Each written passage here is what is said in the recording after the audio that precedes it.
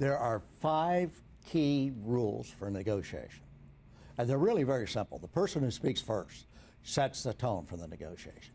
Don't worry about getting in the last word. Work hard to get in the first word. Create the climate you're looking for, the tone you're looking for. You know, Will Rogers said it best. He said, you never get a second chance to make a first impression.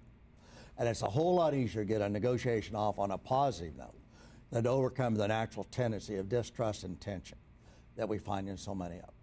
The second rule is the person who asks the most questions determines the content and the direction of a negotiation. You control a negotiation not by talking, but by questioning.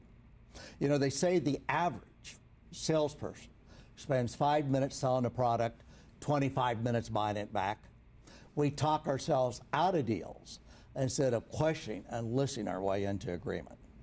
Rule 3 is never argue, but always question for understanding. You know, you can't win an argument. Somebody convinced against their will is the same opinion still. Never, ever, ever argue, but always question for understanding. Because your problem is not with the information. Your problem is how they arrived at that information. And once you know that, then you can influence.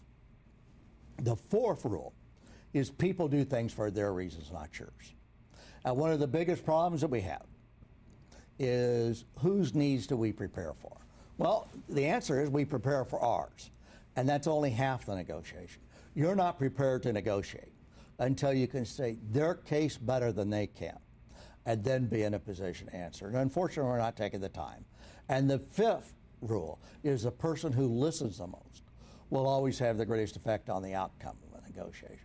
Because the person who listens the most will have the greatest depth of information, the knowledge, and understand what's going on.